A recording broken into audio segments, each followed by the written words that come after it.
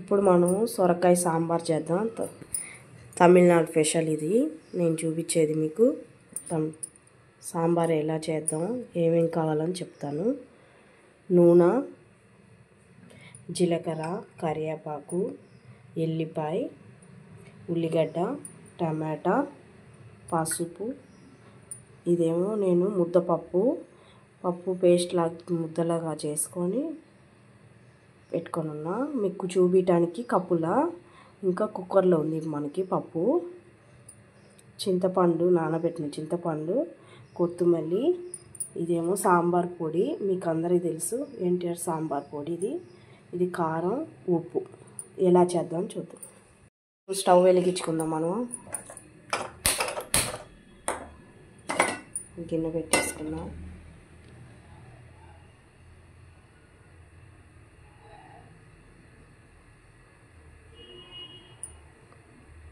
Oil పోసుకుందాం. మనం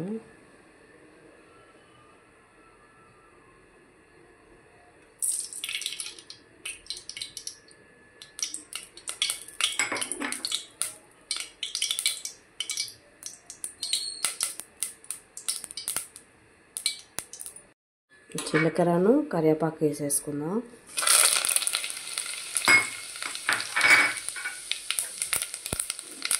ఎల్లిపాయ,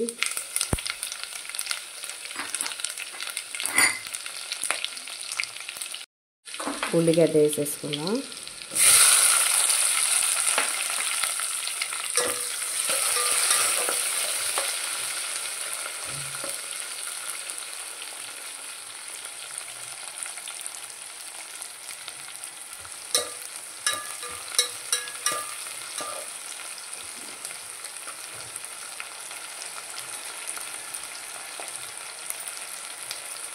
టమాటా వేసుకుందాం. మనము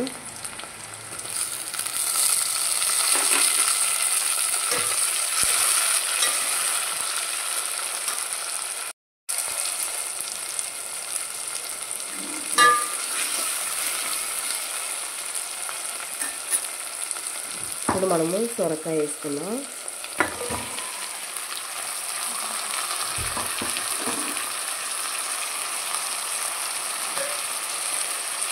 పసుపు,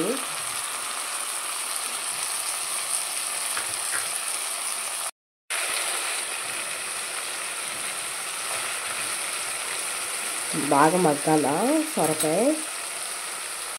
ఇప్పుడు మనము కారం వేసుకుందాం. ఎందుకంటే సొరకాయ ముక్కకు కారం, ఉప్పు పడుతుంది మనకి. సరిపోను కారం వేసుకోండి. ఉప్పు వేసుకుందాం.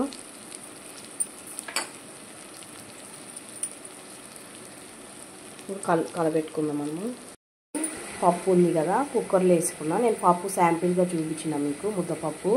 ఇది కుక్కర్లో మనకి మిగిలిన పప్పు కుక్కర్లో ఉడకబెట్టుకున్నాం కదా, దాంట్లో ముద్దపప్పు కూడా దీంట్లో వేసేసా.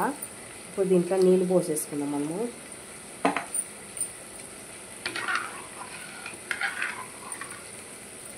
నీళ్ళు సరిపోగా నీళ్ళు పోసుకున్నాం.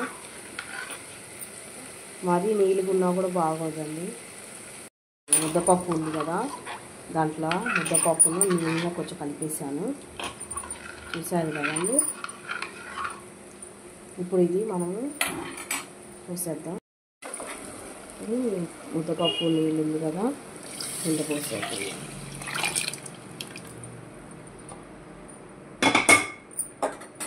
కలబెట్టేసుకుందాం. మనము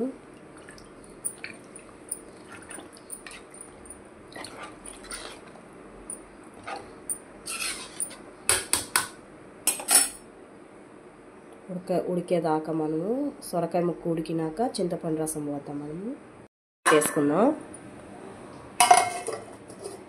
నిండుగా పెట్టేసుకుంటే పోగుతుంది, చూసుకోండి.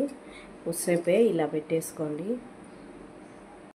రసం మనము నానబెట్టిన చింతపండు ఉంది కదా, అది అంత లోపల అది ఉడికేసరికి మనం ఒక బౌల్లో చింతపండు రసం పిసికి సరిపోగు పోసేసుకుందాం. మనము చాలండి. అది ఉడికినాక మంచిగా మనం తీసేద్దాం. పోద్దాం దాంట్లో సాంబారు.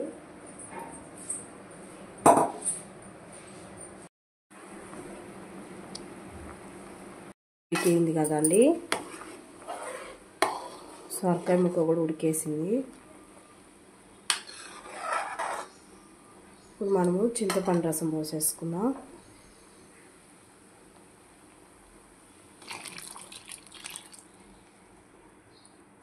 బాగా కాగాలండి, పచ్చివాసన పోవాలి కదండి. ఇదండి నేను సరిపోను పోసుకున్నా.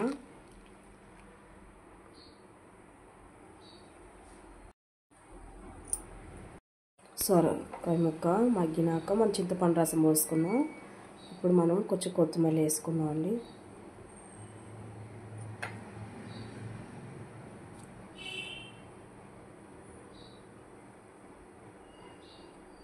మూత పెట్టేసుకుందాము.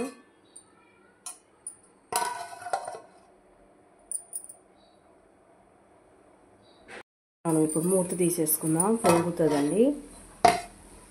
మూత తీసుకొని కొంచెం కాగనియండి. ఇప్పుడు మనము సాంబార్ పొడి వేసుకోవాలండి.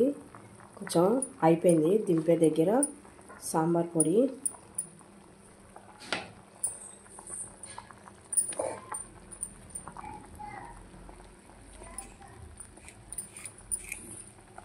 ఇంగువ వేసుకుందామండి కొంచెం.